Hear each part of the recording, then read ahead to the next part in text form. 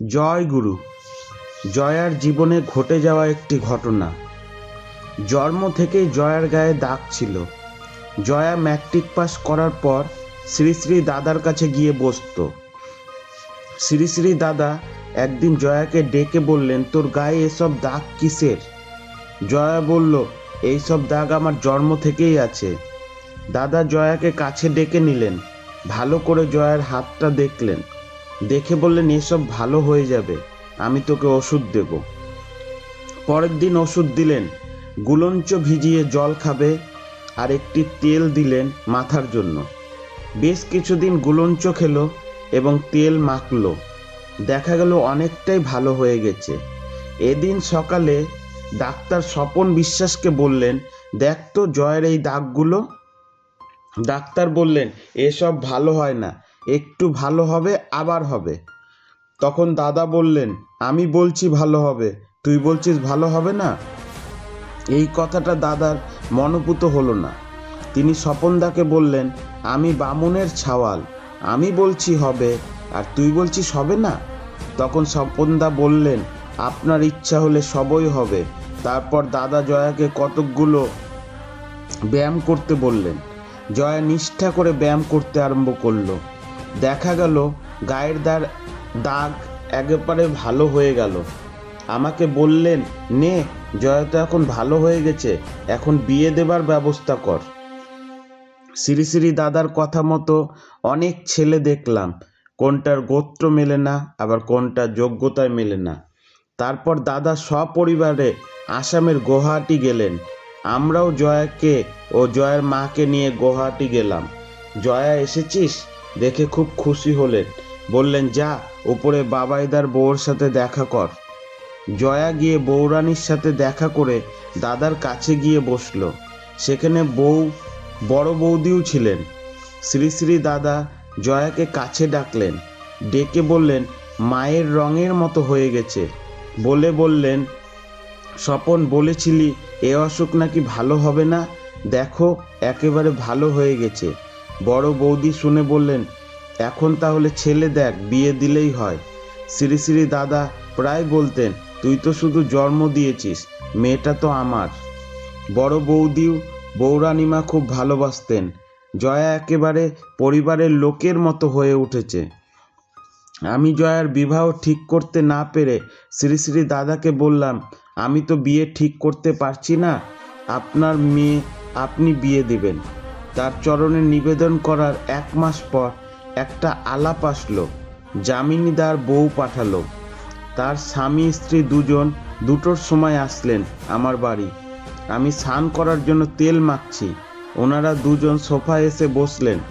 যামিনীদার বউ বলল, আপনার নাকি মেয়ে আছে, আমরা দেখতে এসেছি। আমি বললাম, এ কথা দাদাকে বলতে হবে। বলল, ঠিক আছে, দাদাকে বলবো, আপনি মেয়েটাকে দেখান, মেয়ে দেখে খুব পছন্দ হলো। ওনারা আবার যাবেন রাত্রি 9টায়। দাদা উঠে গেলেন 8টার সময়, ওনারা গিয়ে পেলেন না। গেটের সামনে চায়ের দোকানে নিরাশ হয়ে বসে থাকলেন দাদা। কোনোদিন উপরে উঠে গেলে নিচে নামেন না। সেদিন কি আশ্চর্য, দাদা হঠাৎ করে উপর থেকে নেমে এলেন, সঙ্গে গৌতমদা আছেন।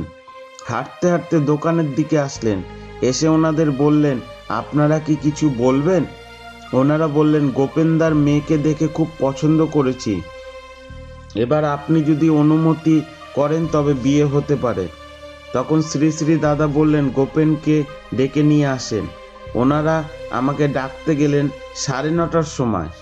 শ্রী শ্রী দাদা আমাকে বললেন, ওনাদের ছেলের সাথে তোর মেয়ের বিয়ে ঠিক করেছি, তুই কি বলিস? বললাম, আজ্ঞে, ছেলে তো দেখি নাই। তখন শ্রী শ্রী দাদা বললেন, কি বলছে রে? সেখানে এসে বসেছিলেন পূজনীয় বিঙ্কিদা। তিনি বললেন, বলছে ছেলে দেখে নাই। তখন দাদা বললেন, হ্যাঁ, তুমি তো মেয়ের বাবা, যাও ওনাদের সাথে গিয়ে ছেলেকে দেখে এসো। ওনাদের সঙ্গে গিয়ে দেখলাম সব গোত্র বংশ ঠিক আছে, বাড়িও 2খানা আছে। দেখে এসে দাদাকে বললাম, আজ্ঞে, সবই ঠিক আছে। তারপর দাদা দিন ঠিক করলেন 1লা অঘ্রাণ। এবার বিয়ের জিনিসপত্র কেনাকাটা হচ্ছে। আর দাদা বলছে, তুমি বিয়ের বাজার করবে না? ওনার ইচ্ছে উনি জয়ার বিয়ের খরচা দেবেন। আমাকে তাড়া দিচ্ছেন, তুই রোহিতসের কাছ থেকে পয়সা নিয়ে যাবি।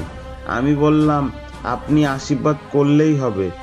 পরে যখন দেখলেন কিছুতেই নিচ্ছি না, তখন বললেন, যা তোর ছেলেদের হাতে দায়িত্ব দেগা। আমি জয়ার বিয়ের 7 দিন আগে আমার ছেলেদের হাতে দায়িত্ব দিলাম। আমার বড় ছেলের নাম গৌর আর ছোট ছেলের নাম শুভেন্দু। এরা সুন্দর করে প্যান্ডেল ও লাইটিং করলো, একেবারে চোখ ঝলসে যাওয়ার মতো। তারপর কলকাতা থেকে দই আর মিষ্টি নিয়ে গেল। রান্নার লোক গেল আসানসোল থেকে। একটা গেট সাজানো হলো, এত সুন্দর ইলেকট্রিক গেট, লোকে দাঁড়িয়ে দেখছে। প্রায় 1000 লোকের নেমন্তন্ন। বিয়ের দিন ঠাকুর পরিবারের প্রায় সবাই এসেছেন জয়ার বিয়েতে। এটাই আমার পরম সৌভাগ্য।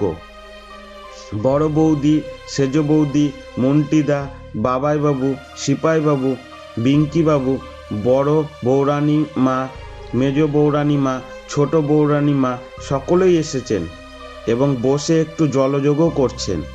আমার জন্মান্তরের সৌভাগ্য, আমি তাদের চরণ স্পর্শ পেয়ে ধন্য হয়েছি। বড় বৌরানী মা জয়ার বিয়ে দেখে মন্তব্য করেছেন, এরকম বিয়ে আশ্রমে একটাও হয়নি। আচার্যদেব শ্রী শ্রী দাদা আশীর্বাদ করেছেন, বড় বৌদি আশীর্বাদ করেছেন। এটা আমার পরম সৌভাগ্য।